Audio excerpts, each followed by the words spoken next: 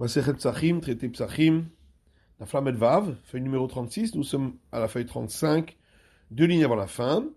Visura de Hametz, lehechan azla. Et l'interdit du Hametz, où donc est-il parti, demande l'Agmara. C'est-à-dire, puisque la Braïta qu'on vient de voir disait qu'on ne peut pas utiliser une récolte dont on n'a pas fait les prélèvements pour confectionner la matzah, parce que le verset dit que la matzah, on l'a fait exclusivement avec des ingrédients pour lesquels on pourrait contrevenir à l'interdiction de Hametz s'ils avaient fermenté. Or ici, il n'y aurait pas l'interdiction de Hametz, il y aurait l'interdiction uniquement d'avoir mangé de la récolte qui n'a pas été prélevée. Mais où est donc parti l'interdit de Hametz? Amar Rav Sheshet, Hamani Rabbi Shimoni. Rav Sheshet dit, qui est l'auteur de cette braïta? C'est Rabbi Shimon, Dama En Nisur Halal Isur, qui dit que un interdit ne peut pas s'appliquer sur un autre qui est déjà existant. C'est pourquoi l'interdit du Hametz ne peut pas s'appliquer sur cette récolte où il y a déjà l'interdit parce qu'on n'a pas fait les prélèvements. Tania Rabbi Shimon Omer, qui a une braïta qui dit, Rabbi Shimon dit, Aochen Nevela Beyom Kippourim, celui qui mange un animal qui a été abattu sans abattage rituel, le jour de Kippour, il le mange, il est dispensé, Patour est dispensé de retranchement pour avoir mangé le jour de Kippour, puisqu'il y a déjà l'interdit de manger une bête qui n'a pas été abattue rituellement, et donc l'interdit de Kippour ne peut pas s'appliquer dessus. Ravina Amar Afilu Temar Rabanan. Ravina dit, on peut même dire que la Braïta précitée va d'après les sages qui disent qu'un interdit peut s'appliquer sur un autre. Seulement, Miché Isur Mishubal Tochal Chametz Bilvad. C'est du verset, on déduit qu'on ne peut utiliser comme ingrédient pour la confection de matzah que un ingrédient pour lequel le seul interdit qu'il pourrait y avoir, c'est l'interdit du chametz si il fermenté. Et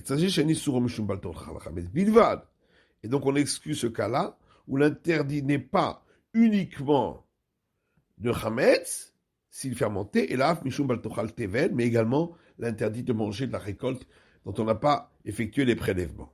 Et l'Agmara demande midé bilvad ketiv. Est-ce que dans le verset c'est écrit le terme uniquement, qui dit que il faut qu'il y ait uniquement l'interdit du chametz qui puisse s'appliquer dessus? Et là, machavanta qui de Rav Sheshet, seulement la réponse la plus claire est la précédente, qui est celle de Rav Sheshet. Tanou Rabbanan, nos sages ont enseigné, j'aurais pu croire qu'un homme peut s'acquitter de l'obligation de manger la matzah, premier soir de Pessah, avec la deuxième dîme lorsqu'il le mange à Jérusalem. C'est pourquoi le verset dit Lechem Oni. La matzah est du pain de misère. Machenechal be aninut.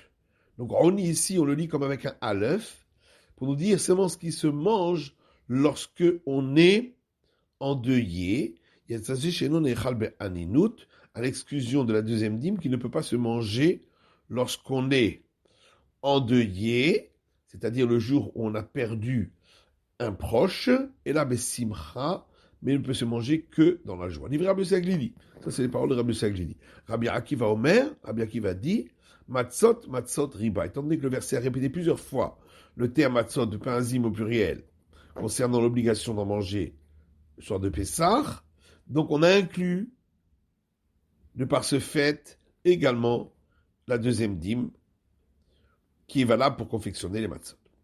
Donc d'après lui, que veut dire ce terme pain de misère? C'est pour exclure une pâte qui aurait été pétrie avec du vin, de l'huile ou du miel. Quelle est la raison de Rabbi Akiva? Pourquoi il n'accepte pas l'explication de Rabbi Saglili? Est-ce qu'il est écrit pain roni avec un vav, qui voudrait dire effectivement du deuil, ani ketiv. C'est écrit sans vav, donc on traduit du pauvre. Rabbi Saglili mi karinan ani oni karina. Alors que Rabbi Saglili dit effectivement c'est écrit sans vav, mais est-ce qu'on le lit sans vav ani? On le lit comme avec vav, oni. Rabbi Akiva haïdi karinan be oni ki de Shmuel. Rabbi Akiva dit effectivement, mais le fait que on le lise oni, c'est pour l'explication de Shmuel. D'abord, Shmuel dit lechem roni, du pain roni, qui vient du terme roné, répondre, et lechem chez ronim ala devarim abe, c'est du pain sur lequel on va prononcer beaucoup de paroles, puisque on prononce le récit de la sortie d'Égypte ce soir-là. Ça va, Rabbi Akiva, et la Gemara demande est-ce que vraiment Rabbi Akiva pense qu'une pâte qui a été pétrie avec de l'huile, du vin, de l'huile ou du miel, on ne peut pas s'acquitter avec de l'obligation de manger la matzah le soir de Pessah. Vatani, pourtant, il y a une braïta qui dit En la China, Issa be Pesach, be Yain ve Shemen ou Dvash. On n'a pas le droit de pétrir une pâte pendant Pessah ou pour Pessah avec du vin, de l'huile et du miel, veimlash, et s'il a pétri avec, Rabban Gamliel Omer tisaref miyad. Rabban Gamliel dit, on doit la brûler immédiatement parce que ça devient immédiatement chametz fermenté. Vechacham Omrim, alors que les sages disent, yachel, on peut la manger. Vraiment, Rabbi Akiva, Shabbati haïta itzel Rabbi Eliezer Rabbi Yeshua. Et Rabbi Akiva dit, j'ai passé la fête de Pessah chez Rabbi Eliezer et Rabbi Yeshua. Velashtilem isab yain veshemen vache. Et je leur ai pétri une pâte avec du vin, de l'huile et du miel. Velam rouli davar, ils ne m'ont rien dit. Fapichen la Chine, mais katfin. Et la Braïta poursuit, bien qu'on n'a pas le droit de pétrir avec, on peut utiliser ces ingrédients pour enduire le pain après qu'il a été formé. Atan et Nakama, cette dernière phrase, c'est pour le premier avis qui est interdit de pétrir avec. Alors que les sages disent, c'est seulement avec un ingrédient avec lequel on a le droit de pétrir la pâte qu'on a le droit de l'enduire. Un ingrédient avec lequel on n'a pas le droit de la pétrir, on n'a pas le droit de l'enduire non plus.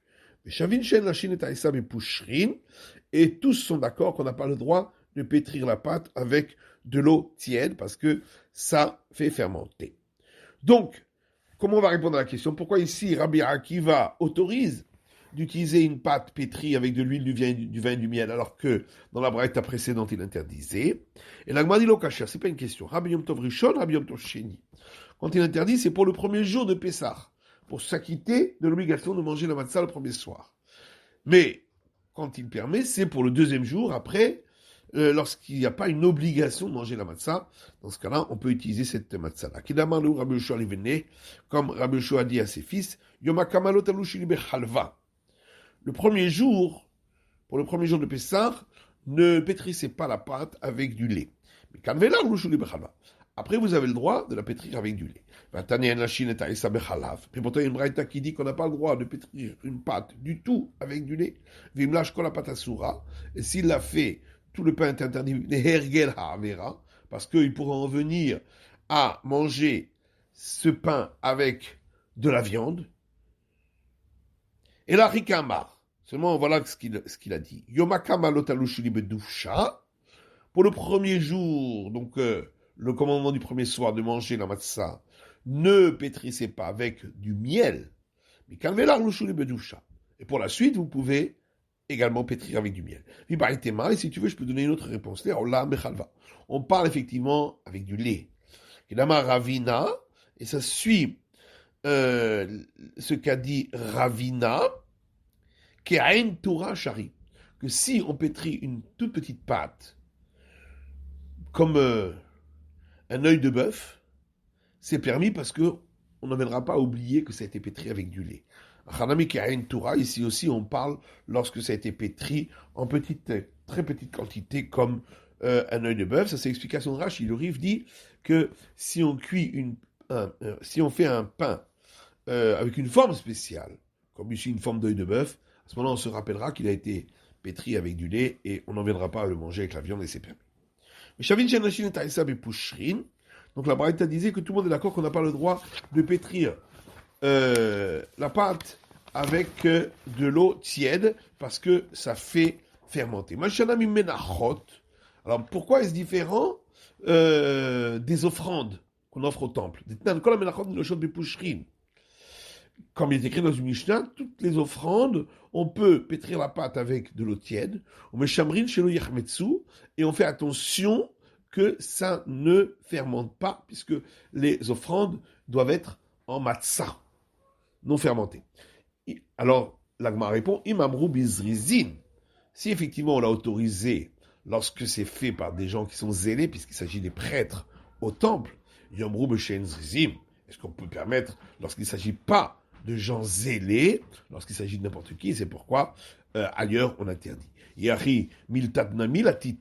Alors si c'est ainsi, on devrait même pouvoir humecter les grains lorsque c'est pour des offrandes. Pourquoi Rabbi Zera dit au nom de Rabbi Bar Yirmiyah au nom de Shmuel Chitin shel menachot en lotetin ota, les grains de blé pour les offrandes, on n'a pas le droit de les humecter. Et la Gemara répond Lisha bizrizin ita. Pétrir la pâte, on le fait avec des gens zélés, c'est-à-dire avec les prêtres. Les tita, mais humecter, ça se fait bien avant. Et donc, l'état bizrizim, c'est pas avec les prêtres qui sont zélés, c'est pourquoi on ne permet pas. Velishami ita bizrizin. La Gemara dit, mais est-ce que le pétrissage de la pâte se fait effectivement avec des gens zélés, avec les prêtres au temple? Vaketiv, pourtant c'est écrit dans un verset, V'yetzak aleha shemen, il versera dessus de l'huile, le gomer, etc. Vevia el Kohen. Et il l'amènera, donc l'offrande, au prêtre. Mikmitza ve'elach mitzvat kuna. De là, on apprend que c'est uniquement à partir du moment où on prend une petite poignée de l'offrande qu'on met dans les doigts, la pincée qu'on met dans les doigts, que ça doit être fait par le prêtre. Il met dans les tzika, oublie là, chez Kshira b'choladam. Et de là, on apprend que verser l'huile et mélanger la pâte, c'est permis de le faire par n'importe qui. Et l'Agma répond, Lishananehi de bizrizinita bimkom zrizineta. Effectivement, pétrir, on n'a pas besoin de le faire avec les prêtres qui sont zélés, mais ça doit être fait à l'endroit où se trouvent les prêtres qui sont zélés, c'est-à-dire dans le temple. Comme il y a un enseignement qui dit que mélanger la pâte, ça peut être fait par un non-prêtre. Mais si on le fait à l'extérieur des murs du parvis du temple, eh bien, c'est impropre pour les offrandes. La pouké letita dena bezrizin velobim comme zrizim. Alors que humecter, ça ne se fait ni par des prêtres qui sont zélés, ni à l'endroit où se trouvent les prêtres, ça veut dire même pas dans le temple. Et pourquoi est-ce différent de l'offrande du Homer? C'est-à-dire, comme il y a une braïta qui dit Minchata Homer lotetin ota, l'offrande du Homer, on a le droit d'humecter les grains d'orge, nota, et de les amasser ensemble. Et là, ma réponse, Sibour Sha'ane, comme là-bas il s'agit d'une offrande publique, c'est différent parce que c'est fait sous le contrôle du tribunal rabbinique, et donc il fait attention que ce soit fait correctement. Tanou Rabbanan, nos sages ont enseigné. J'aurais pu croire qu'un homme peut se rendre quitte de son obligation de manger le pain azim le premier soir de Pessah avec de la récolte des prémices qu'on doit offrir au temple pour le prêtre et qui doit être mangé à Jérusalem. Talmud Loma, c'est pourquoi le verset dit dans toutes vos demeures, vous mangerez les pains azim. Donc là, on apprend que le pain azim est valable que s'il peut être mangé dans toutes vos demeures. À l'exception des prémices qui ne peuvent être mangées dans toutes vos demeures, et là, Birushalayim, seulement à Jérusalem, divrei Rabbi Yossi Aglili, parole de Rabbi Yossi Aglili. Rabbi Akiva Omer, Rabbi Akiva dit, Matzah ou Maror. Le verset a juxtaposé le fait de devoir manger le pain azim et de devoir manger les herbes amères. Ma Maror chez Nobikurim, de là on en déduit que de la même manière que les herbes amères, c'est forcément pas des prémices, puisque les prémices c'est uniquement avec les 7 fruits dont a été vanté la terre d'Israël. Afmatsa chez Nabikurim. De même, pour le pain azim, ne peut pas être produit à partir des prémices. Imamaro chez Nobemino Bikurim. Alors à ce moment-là, on devrait dire que de la même manière que les herbes amères, c'est pas fait avec une espèce pour laquelle il y a l'obligation d'apporter les prémices. Afmatsa chez Nobemina Bikurim. Pareil pour le pain azim, on devrait dire qu'il ne doit pas être fait avec une espèce pour laquelle il y a l'obligation d'apporter les prémices. Otsichitinu Seorim. Et donc on devrait exclure le blé et l'orge, chez Eshbeminal Bikurim, parce que ce sont des espèces pour lesquelles on a l'obligation d'apporter les prémices. Tamuloma, matzot, matzot, riba. C'est pourquoi le verset a répété plusieurs fois le terme pain azim pour inclure ces espèces-là. Imatzot, matzot, riba, Afilu Bikurim Nami. Alors, mais si alors, le verset, par le fait qu'il a répété plusieurs fois le terme Penzim, il a rajouté ça, alors on devrait rajouter également qu'on pourrait utiliser les prémices. Hanabe Rabbi Akiva. Et là, on dit effectivement, Rabbi Akiva est revenu en arrière de son explication des Tanya, comme c'est marqué dans une braïta, j'aurais pu croire qu'un homme peut se rendre quitte de l'obligation de manger le pain azim au premier soir de Pessah avec des prémices. C'est pourquoi le verset dit dans toutes vos demeures, vous mangerez les pains azim. Donc c'est uniquement le pain azim qui peut être mangé dans toutes vos demeures. Et la birushalayim, à l'exception des prémices qui ne peuvent être mangées dans toutes les demeures, mais seulement à Jérusalem. J'aurais pu croire que je vais exclure également la deuxième dîme. C'est pourquoi le verset a répété plusieurs fois le terme penzim dans l'obligation de la manger à Pessah pour rajouter et inclure la deuxième dîme. Maintenant, qui te dit qu'on doit inclure la deuxième dîme et exclure les prémices? Peut-être c'est l'inverse. Alors, je peux inclure la deuxième dîme parce qu'elle peut avoir une autorisation d'être mangée dans toutes les demeures, même à l'extérieur de Jérusalem, comme l'explication de Rabbi Eliezer. Par contre, j'exclus les prémices, qui n'ont pas d'autorisation du tout d'être mangées dans toutes les demeures à l'extérieur de Jérusalem.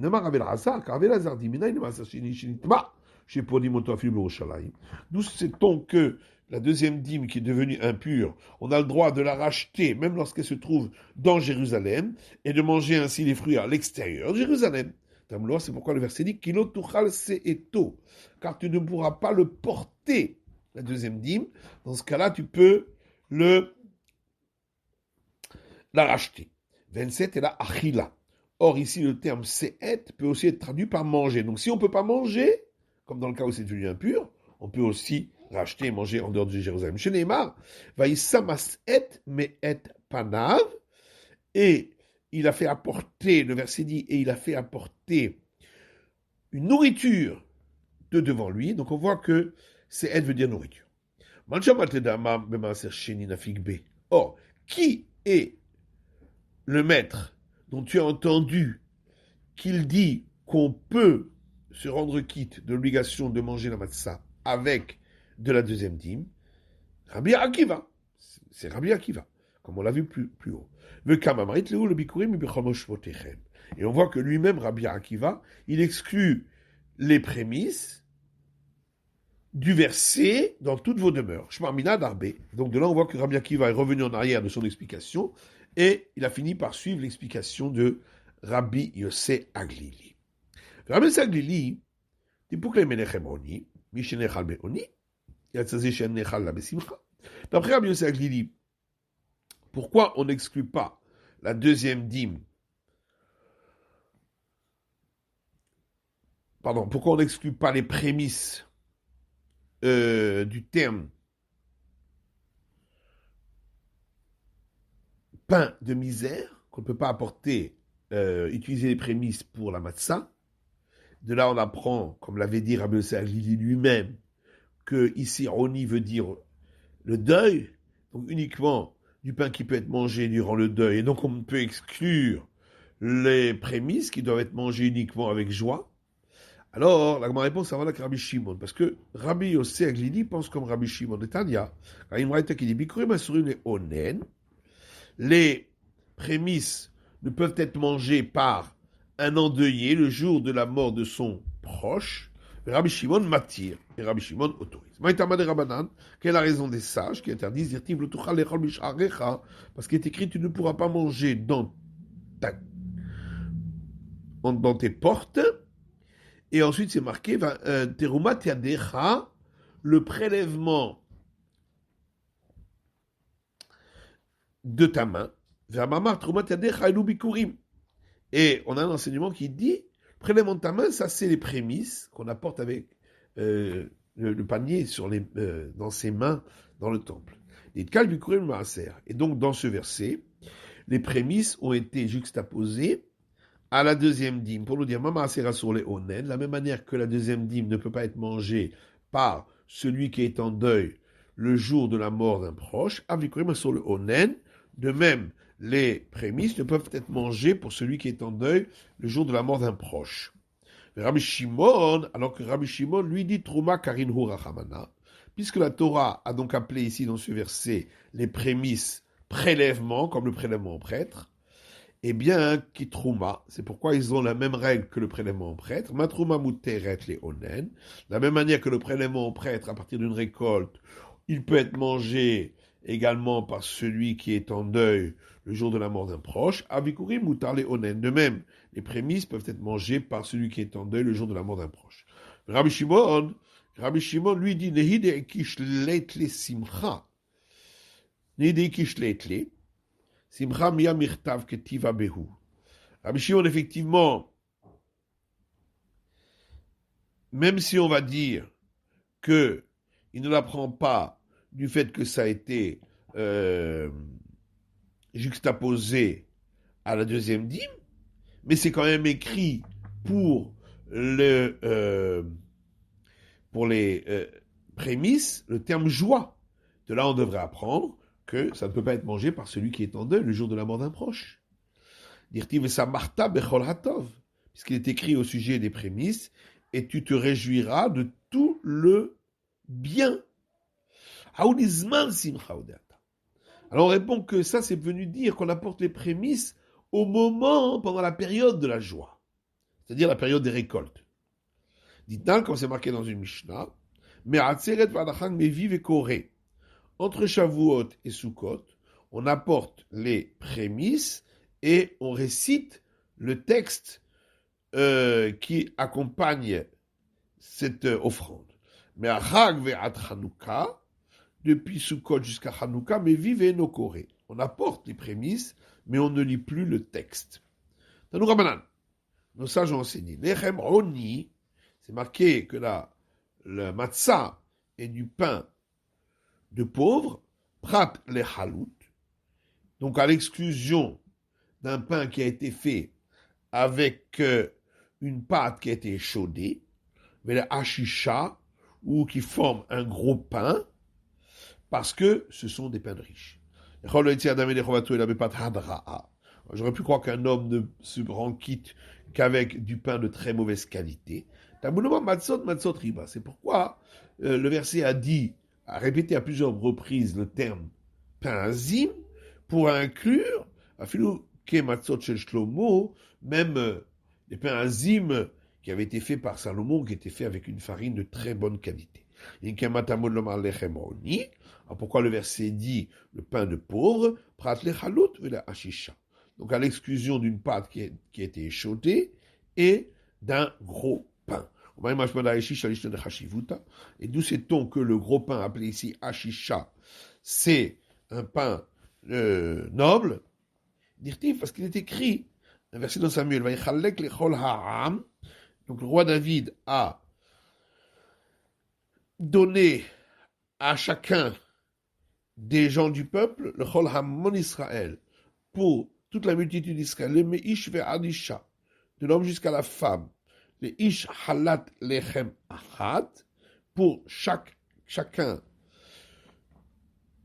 un pain entier, ve'ashpar Echad, et un gros quartier de viande, ve'ashisha Achat, et une très